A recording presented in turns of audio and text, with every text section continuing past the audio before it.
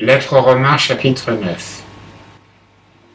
Je dis la vérité en Christ, je ne mens point, et ma conscience me rend ce témoignage par le Saint-Esprit, que j'ai une grande tristesse et un continuel tourment dans le cœur, car je désirerais moi-même d'être anathème, loin de Christ pour mes frères, mes parents selon la chair, qui sont israélites, à qui appartiennent l'adoption, la gloire, les alliances, l'établissement de la loi, le service divin et les promesses, qui descendent des pères, et de qui est sorti selon la chair Christ qui est Dieu au-dessus de toutes choses, béni éternellement. Amen. Ce n'est pas que la parole de Dieu ait failli, car tous ceux qui descendent d'Israël ne sont pas Israël. Et pour être la postérité d'Abraham, ils ne sont pas tous ses enfants.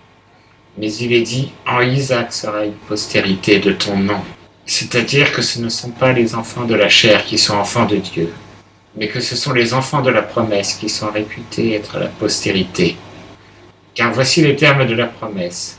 Je reviendrai en cette même saison, et Sarah aura un fils. Et non seulement cela, mais il en arriva de même à Rebecca, quand elle eut conçu en une fois 2 enfants d'Isaac notre père. Car les enfants n'étaient pas encore nés, et n'avaient fait ni bien ni mal, et afin que le décret d'élection de Dieu demeurât ferme, non à cause des œuvres, mais à cause de celui qui appelle, il lui fut dit, l'aîné sera assujetti au plus jeune. Selon qu'il est écrit, j'ai aimé Jacob et j'ai haï Ésaü. Que dirons-nous donc? Y a-t-il de l'injustice en Dieu? Nullement, car il a dit à Moïse, je ferai miséricorde à celui à qui je ferai miséricorde, et j'aurai pitié de celui de qui j'aurai pitié. Cela ne vient donc ni de celui qui veut, ni de celui qui court, mais de Dieu qui fait miséricorde. Car l'Écriture dit à Pharaon, je t'ai suscité pour ceci, pour faire voir en toi ma puissance, et pour que mon nom soit proclamé par toute la terre. Il fait donc miséricorde à qui il veut, et il endurcit celui qu'il veut. Or tu me diras, pourquoi Dieu se plaint-il encore?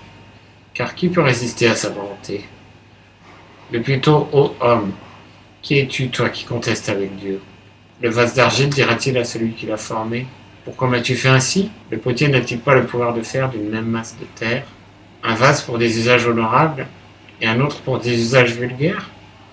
Et que dire si Dieu, voulant montrer sa colère et faire connaître sa puissance, a supporté avec une grande patience les vases de colère préparés pour la perdition, afin de manifester aussi la richesse de sa gloire sur les vases de miséricorde qu'il a préparés pour la gloire, envers nous qu'il a aussi appelés, non seulement d'entre les Juifs, mais aussi d'entre les gentils, selon qu'il le dit en Osée.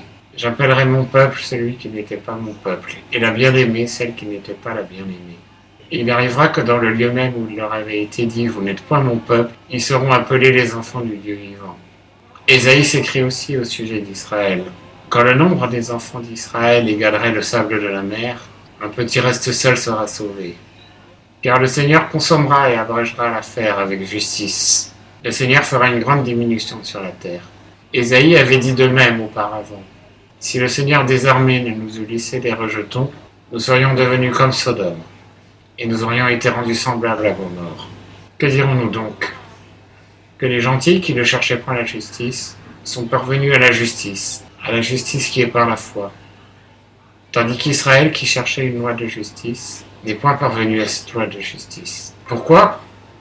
Parce qu'ils ne l'ont point cherché par la foi, mais par les œuvres de la loi.